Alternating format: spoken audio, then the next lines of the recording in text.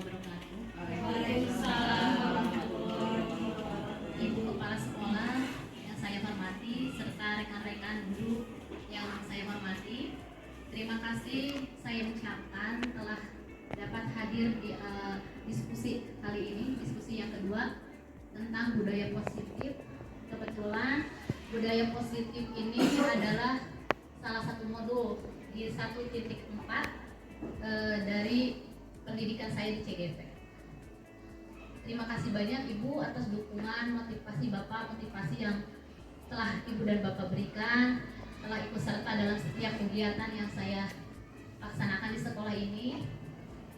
Saya berdiri di depan ini bukan untuk menggurui, tetapi kita sama-sama sharing, diskusi tentang ilmu apa yang telah saya dapat selama pendidikan di CGP. Kemudian kita di modul 1.4 ini temanya adalah tentang budaya positif.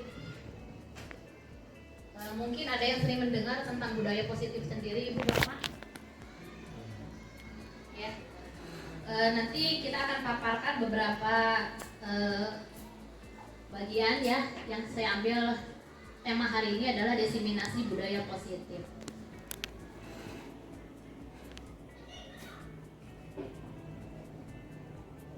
Salam dan bahagia untuk kita semua. Mudah-mudahan rahmat Allah Subhanahu wa taala selalu bersama kita. Dan mari kita buka diseminasi ini dengan bacaan Bismillahirrahmanirrahim.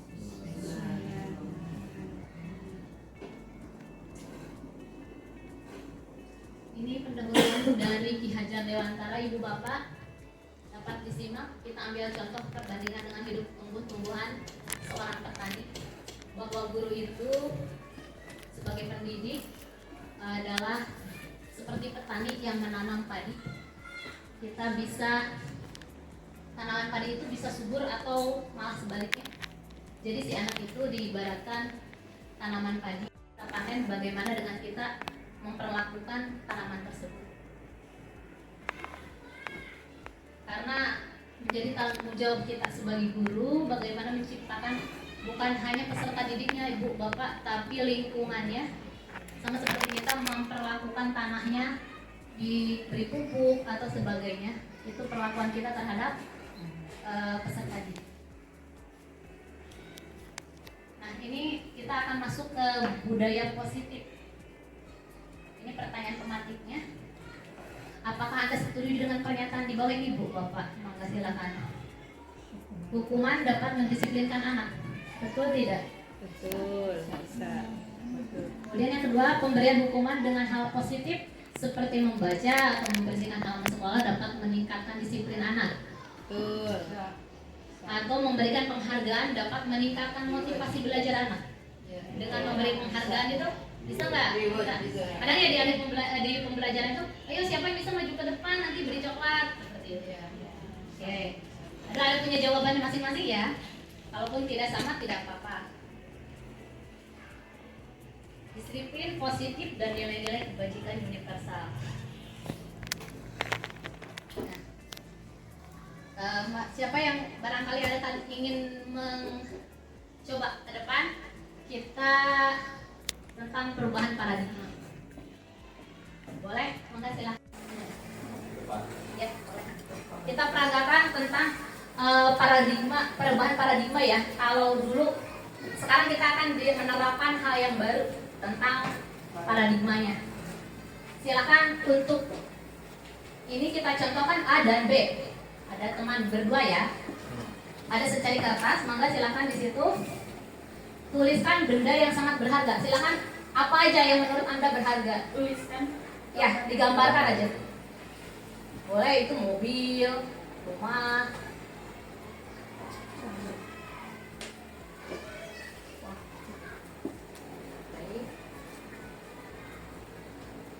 Yang lain boleh membayangkan apa yang berharga dalam kehidupan kita. Boleh dibayangkan.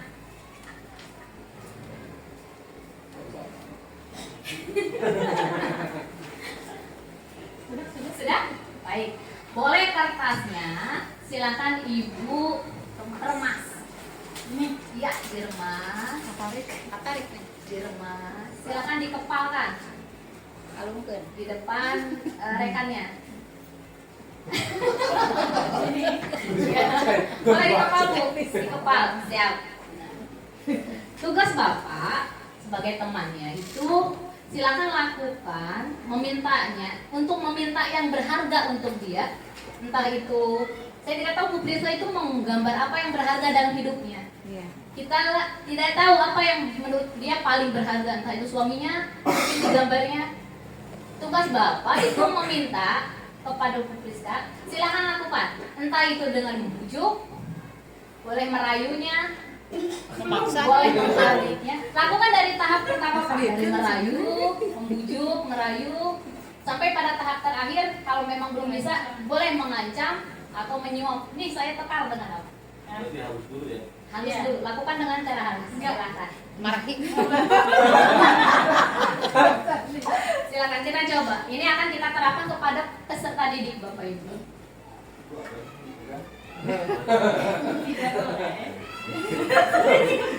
Enggak. Sangat menjiwai. Enggak. Neng Kris ada maju meter poek. Ya, bagus ya, gitu.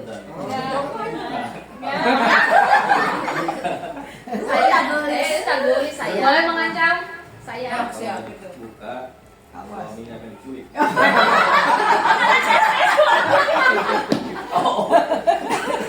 Tidak boleh. Tidak boleh. Tidak boleh. Diculik ya. Tidak bisa, tidak juga memberi. Boleh. Terima kasih Bapak Ibu. Tetap di sini Bu Prisca. Bapak mengerti ya? Oh mau nyuap, belum disuap katanya. Barangkali Bapak kalau disuap. Ngodok. Ah, ya. Kodok. Boleh. Barangkali bisa ditukar kalau disuap Udah mungkin. Bu, biar ini bukan aja. Kita kerja Gak sama. mau cuma 2.000. Masih tetap. Oh tetap, berarti dia tetap bekerja. Terima kasih, beri tepuk tangan Ibu Bapak. Boleh sebentar Ibu, kita tahu apa yang menurut. Tidak boleh. Oh tidak boleh. Oh tidak akan dibuka. Mangga Ibu, terima kasih, beri tepuk tangan yang sekali lagi. Terima kasih banyak. Terima kasih banyak Bu. Bapak terima kasih. Jadi di sini dapat kita apa yang terjadi? Ternyata Bu Prisca itu tidak memberikan apa yang dia berharga untuk dia. Dia tidak memberikan, dia tetap memegangnya dengan teguh. Meskipun itu dari bujukan, rayuan, ancaman, bahkan suap sekali. Itu. Kemudian nah, mau disuapkan 2.000 ya Bu. Cek ambil kodok. Ya, sekarang ini perubahan paradigma Ibu. Kalau dulu kita penerapan kepada anak seperti hukuman, seperti yang tadi di awal itu hukuman, itu responnya Bu untuk pembelajaran anak itu. Kalau sekarang ke telekontrol, ini perubahannya. Kita mencoba mengubah orang-orang agar berpandangan sama dengan kita. Kalau pada teori kontrol itu kita berusaha memahami pandangan orang lain tentang diri. Berikutnya perilaku buruk dilihat sebagai suatu kesalahan. Sementara pada teori kontrol semua perilaku memiliki tujuan. Baik itu perilaku yang tidak baik, pasti dia memiliki tujuan. Kemudian orang lain bisa mengontrol saya kalau pada stimulus respon. Kalau pada teori kontrol hanya Anda yang bisa mengontrol diri Anda. Kemudian saya bisa mengontrol orang lain. Untuk teori kontrol, Anda tidak bisa mengontrol orang lain. Pemaksaan pada saat bujukan gagal, ya seperti tadi ya Pak, bujukannya gagal. Melakukan kolaborasi dan konsekuensi ciptakan pilihan-pilihan baru. Jadi tidak bisa dipaksa. Kemudian model berpikir menang atau kalah itu pada stimulus respon. Tapi kalau pada teori kontrol, menang. Kemudian yang akan kita pelajari disiplin positif ini Bu Bapak. Ini kerangkanya bahwa Anda teori kontrol itu menurut Dr. William Glasser ya. Anda tidak bisa mengontrol orang lain, hanya Anda yang bisa mengontrol diri Anda sendiri. Maka disiplin belajar kontrol diri dengan menggali potensi kita agar tercapai tujuan mulia, yaitu sesuatu menjadi seorang yang kita inginkan berdasarkan nilai-nilai yang kita hargai. Jadi yang merubah diri kita tuh bukan orang lain tetapi diri kita sendiri.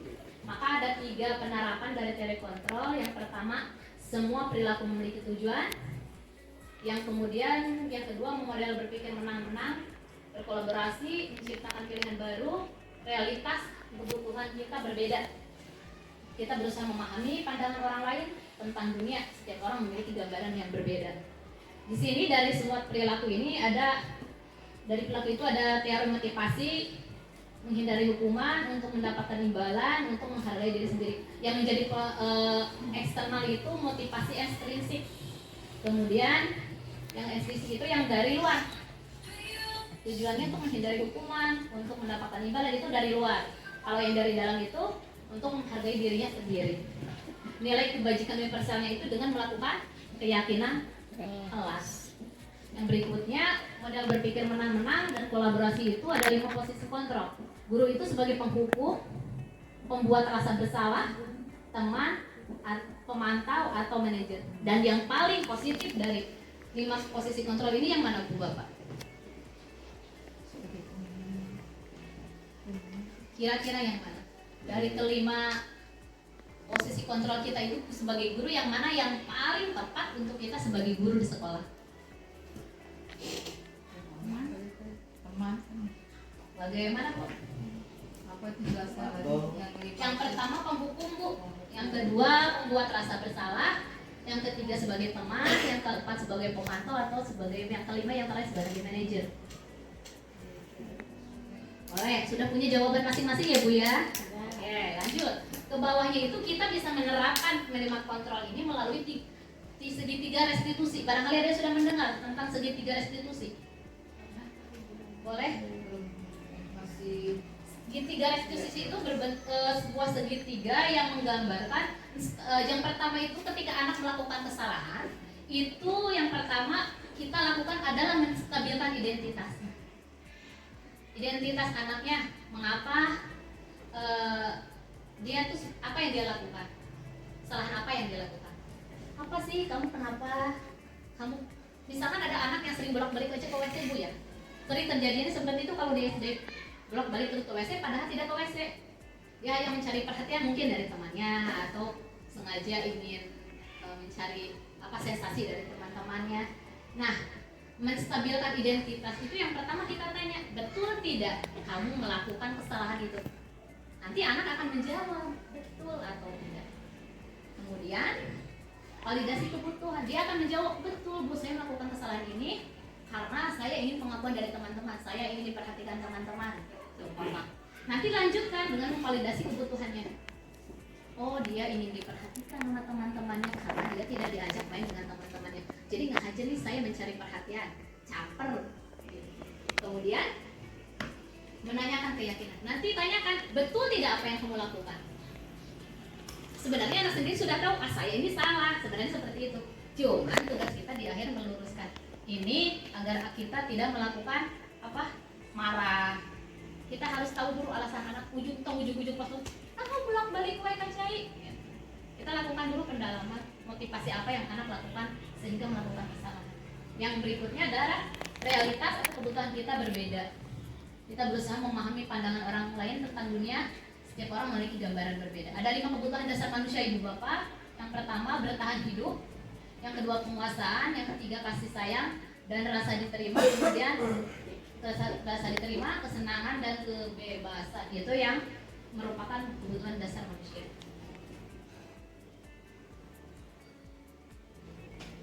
Nah, mungkin sering kita dengar disiplin, tapi arti disiplin itu ada yang barangkali Ibu Bapak bisa menjelaskan? Apa itu disiplin?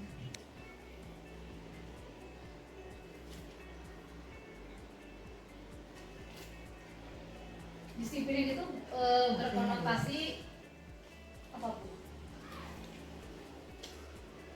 enggak. Disiplin itu belajar, sama dengan belajar ya Ibu Bapak. Belajar di kita itu yang dilakukan seseorang pada orang lain untuk mendapatkan kepatuhan. Jadi disiplin itu dikaitkannya dengan kepatuhan. Kecenderungan umum adalah menghubungkan kata disiplin dengan ketidaknyamanan, bukan dengan apa yang kita hargai atau pencapaian suatu tujuan mulia. Jadi ujungnya cuma mentaati sebagai mentaati tata tertib, bukan dari dirinya sendiri. Kemudian ini pada akhirnya nilai kebajikan yang universalnya yaitu kembali ke nilai dari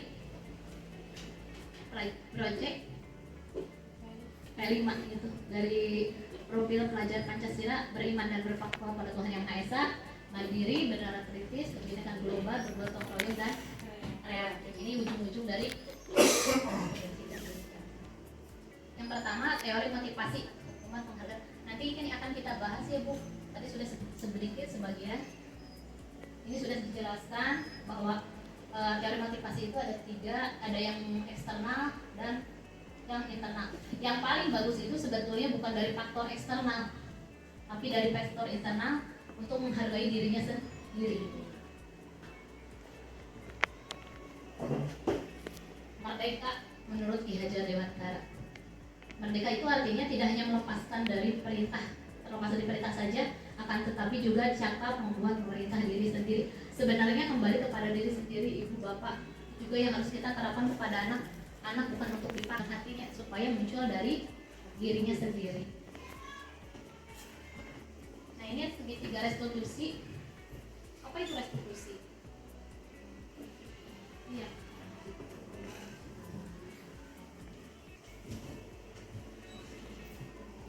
Ini fungsi dari segitiga restitusi yang tadi itu ketika anak melakukan kesalahan bila kendaraan, padahal mah ada paksa ya Bu. Ibu kalau bapak kalau pergi naik motor pakai helm untuk apa? Agar tidak ditilang. Iya, siap polisi. Padahal itu cuma iya untuk melindungi. Sebetulnya kalau kita sadar, nanti kita takut jatuh nih. Itu sebenarnya kalau itu kesadaran darinya sendiri. Tapi kalau kita karena peraturan karena dibilang itu yang muncul. Kemudian mengapa kita memilih peraturan 3M ini juga sama. Mengapa kita memiliki peraturan harus datang tepat waktu pada satu pelatihan. Ini juga sama sih dihukum. Ujung-ujungnya seperti ini. Kemudian inilah peraturan kelas itu hanya sebagian kecil dari apa yang tercipta di sekolah ini. Sesungguhnya nilai yang paling besar adalah budaya positif kita di sekolah. Bagaimana kita budaya positif itu yang sudah betul-betul diterapkan ibu, sudah betul-betul menjadi kesadaran dirinya sendiri. Kalau keyakinan itu anak masih belum memang yakin tapi hanya sebagian. Di lingkungan yang positif, lingkungannya bagus, tapi ketika anak belum sadar betul bahwa dia harus menerapkan, ya ujungnya belum mencakup keseluruhan sekolah.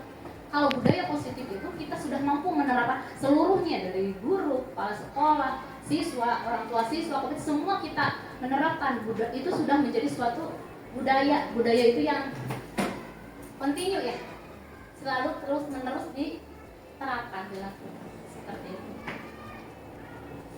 Ini contoh keyakinan kelas kita bikin seperti ini. Ini teori tabel T dan Y itu memberikan panduan perilaku positif dan tanggung jawab guru dan siswanya.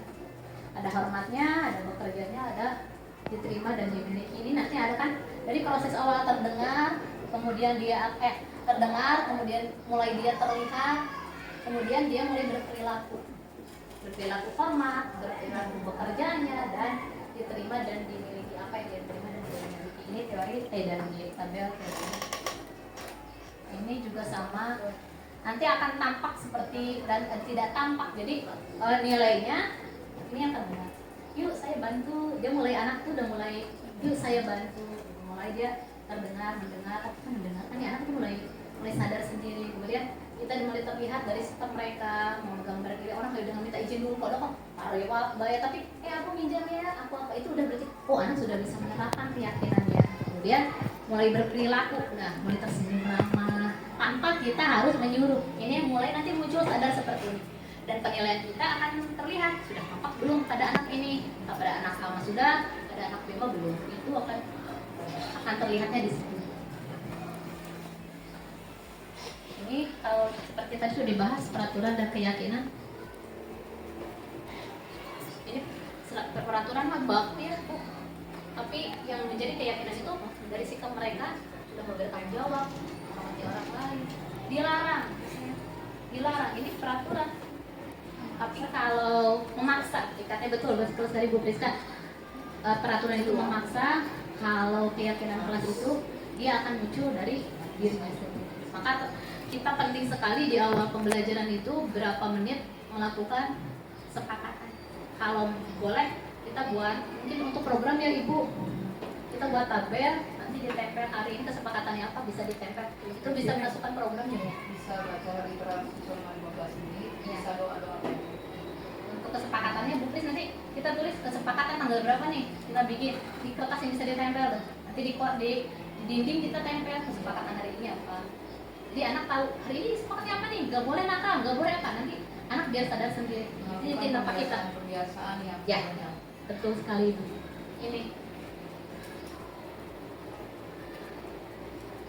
Ini silakan dulu mencatat.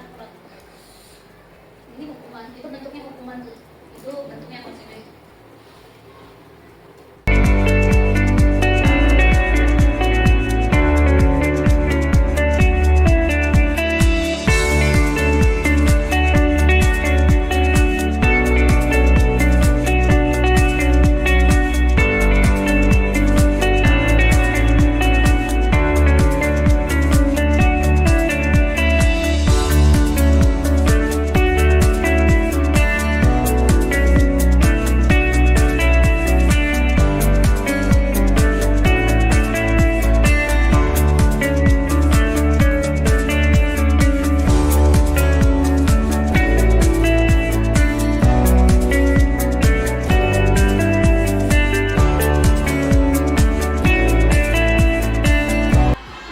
Selamat pagi anak-anak.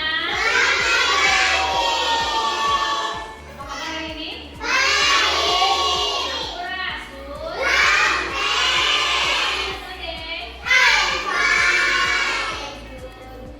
Hari ini siapa yang dari sekolah?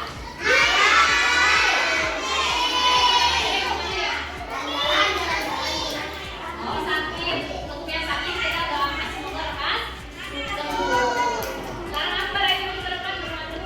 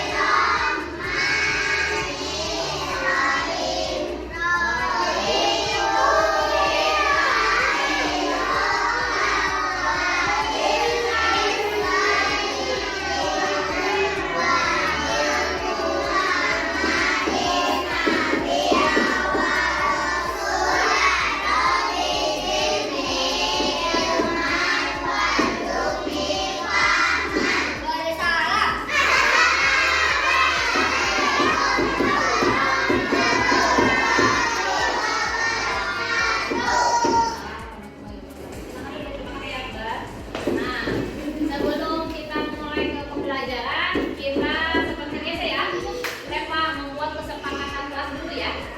Berapa kesepakatan kelas hari ini? 5 ya? Cukup 5 ya? Baik. Apa kesepakatan kelas hari ini?